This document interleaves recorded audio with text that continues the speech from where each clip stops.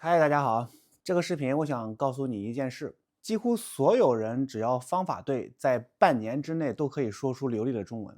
不是完美的中文，不是像母语一样的中文，而是可以自然沟通的中文。但是从今天开始，你要忘掉一件事，请你忘掉我是一个中文学生这个身份，不要再把自己当成一个正在上课的人，要把自己当成一个中文的使用者。从今天开始，你不再学习中文，你是在用中文生活。好，我们开始。第一个部分，3个原则。第一条原则，只学离你最近的东西，不要去背离你很远的单词，不要去学和你生活完全没有关系的表达，只是从你的生活开始。比如，我饿了，我很累，我正在回家，我在等车，我在喝水。这些最简单的和你身体感觉有关的表达，这才是你的第一单元。语言的起点不是考试，语言的起点是生活。第二条原则，语言是工具，你用了才会熟。中文不是古董，不是摆在那里欣赏的。从第一天开始，你就要用，哪怕只学会说2个词也要用。你可以看着镜子，对着自己说，写下一句话，或者跟 AI 去聊天，用中文发一条最简单的消息。千万不要等我准备好了我再开始行动，而这个使用的本身就是在学习。第3条原则，理解是学会的前提。语言它不是靠死记硬背就可以学会的，你要像一个孩子一样，通过画面、动作、情境去理解。你看到了水，看到真正的水；听到冷，感受到真正的冷。当理解发生的时候，记忆自然就发生。这个顺序不能颠倒，所以我一直认为可理解的输入才是最好的输入，不是先背再去理解，而是先理解再记住。好，原则已经讲完了，接下来讲行动。行动分为7个行为步骤。第一步，找到你的中文父母。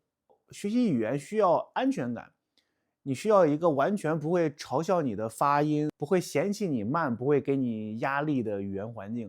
可以是一个耐心的朋友，也可以是 AI。当然，重点不是对方有多专业，重点是你敢开口。第二步，制造中文背景音。在你上班的时候，在你做饭的时候，在你走路的时候，甚至在你去健身房的时候，可以让中文在你的耳朵里流动。你去找一些中文博主的 vlog 或者中文的音乐，不能完全听懂也没有关系。在第一个阶段，不是为了理解，而是让你熟悉中文的节奏，让中文对你不再陌生。第3步，要像一个婴儿一样去表达。从今天开始，把你正在做的事情说出来。比如，我正在走路，我在坐着，我在打电话，我想要喝水。你不用追求特别的复杂，用身体的感觉开始，这才是开口说话最安全的方式。第4步，允许模糊，不要等语法完美才开始说话。沟通的核心是让别人听得懂，让别人听明白。如果你说的不完整也没关系，如果你用词不准确也没关系，因为流利不是完美，流利是敢说。其实只需要1000个高频词，就足够覆盖大部分的生活场景了。你不需要5000个词，不需要10000个词。第5步，每天学30分钟的简单中文，读最简单的材料，可能是一篇儿童故事，可理解的 vlog， 最简单的对话，重复的句子，每天30分钟。不要小瞧这30分钟啊，半年以后你就会完全不同。语言的成长是一种复利效应。第6步，场景的扫描。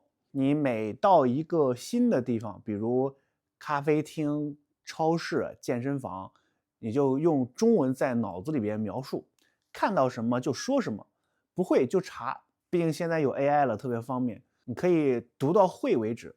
一个场景征服了，再到下一个场景，就像打游戏一样升级。第7步，用中文思考。如果你看到一个苹果，不要先想到你的母语，就直接想苹果。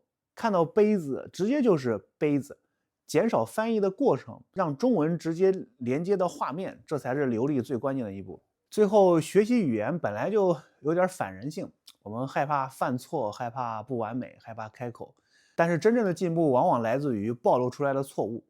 所以，把上面这些步骤可以变成一个小游戏，每天完成一个小目标，比如今天我用中文描述了5件事，今天和 AI 聊了5分钟，后天写了3句话，每天完成一次就奖励自己一次，不要等动力来了才开始行动。而是你开始行动了，动力才会来。